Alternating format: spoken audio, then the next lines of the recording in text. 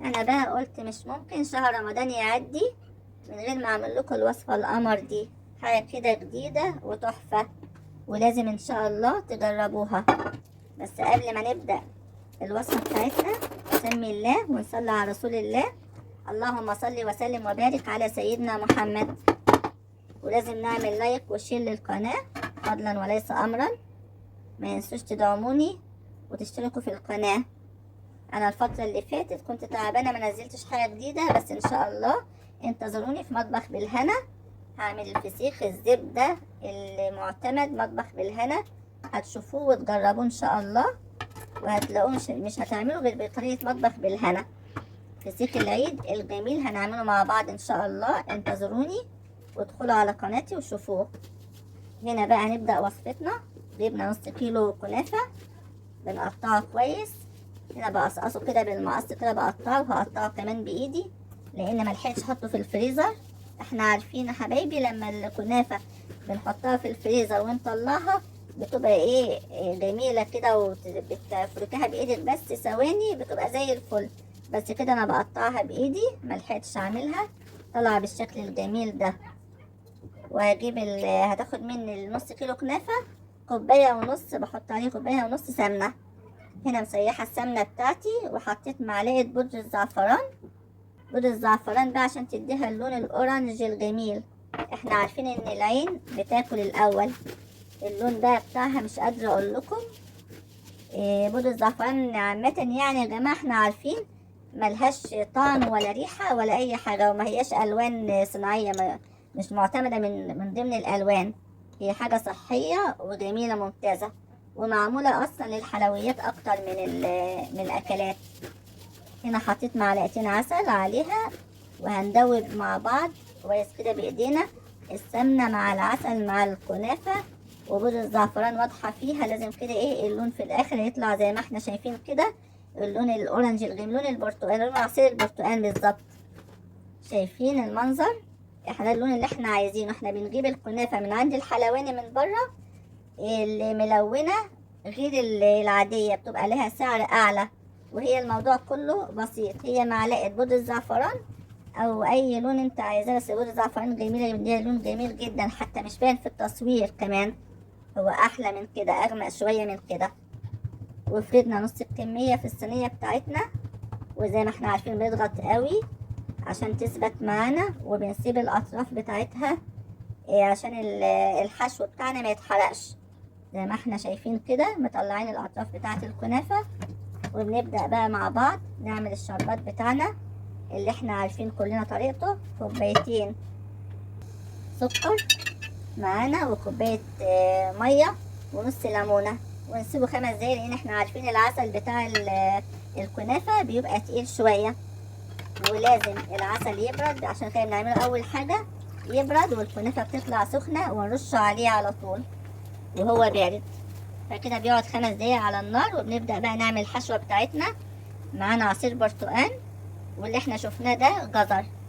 انا جايبه الجزر وسلقاه وحاطه عليه سكر طبعا محلياه وضرباه في الخلاط. مش عايزه عصير جزر، عاملاه معجون زي ايه فكره ايه حبايبي الصلصه كده، زي ما احنا شفنا شكله تقيل ازاي. الرتل عندي رتل العصير برتقال، حاطه عليه معلقتين جزر. طبعا طعم الجزر ما بيبانش خالص مع البرتقال، وهو ريحته وطعمه قمر الدين قمر الدين، مفيش خلاف يعني. جربوه وانتوا هتعرفوا الفرق.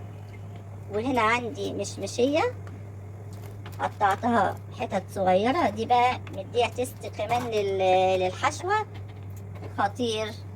تيست كده جربوه خطير. طبعا انا مش حاطة سكر عليه، التحلية دي حسب الرغبة، كل واحدة حبيبتي في بيتها حسب الرغبة في التحلية. مش حاطة سكر لان انا عندي الجزر زي ما قلنا ايه متحلي في تحلية. وكمان هنحط حط عسل على الكنافة، وهنحط كمان القطر بتاعه، فهيبقى سكر قوي. احنا عايزين فيه مزازة قمر الدين الحلوة دي. كده القطعة بتاعتنا حطيناها في المهلبية وباينة جدا. ولما تيجي كمان تقطعيها مع الكنافة وانت بتاكليها بتطلع لك القطعة دي تحفة، بتدي المزازة بتاعت قمر الدين، طعمها تحفة وعاملة تيست عالي جدا. كده فرشنا الحشوة بتاعتنا المهلبية اللي احنا عملناها. قلنا قمر الدين عبارة عن برتقال وجزر ونشا. الرتل معايا اخد 4 معالق نشا.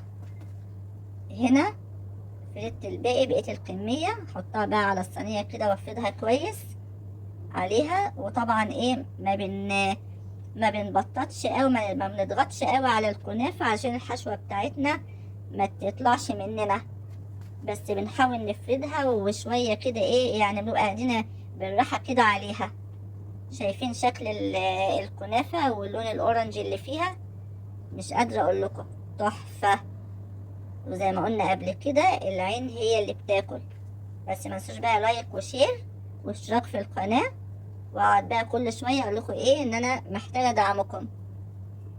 طبعا حبايبي اللي متابعيني ان شاء الله انتظروا مني كل جديد. هنا بقى حطيناها في الفرن، ونبدأ بقى هنعمل حاجة تانية كمان. كان عندي شوية كنافة كده ايه باقيين عندي في التلاجة، قلت اطلعهم واعمل معاهم ايه الوصفة الجميلة دي برضو ان شاء الله هتعجبكم. حطينا معلقتين سمنة والكنافة عليهم، نديها كده ايه لون.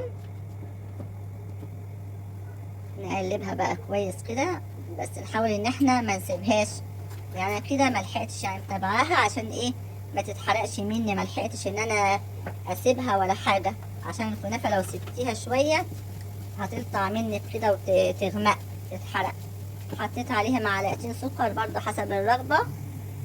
لو حابة ان انت تحطي عليها عسل بدل السكر تستبدليها، ما تحطيش خالص وتحطي عليها قطر زي ما احنا بنعمل نفس فكرة الصينية كده. ماشي الحاجة بتبقى جميلة جدا برضو. شايفين اديناها كده اللون الذهبي كده، خلاص جاهزة معانا.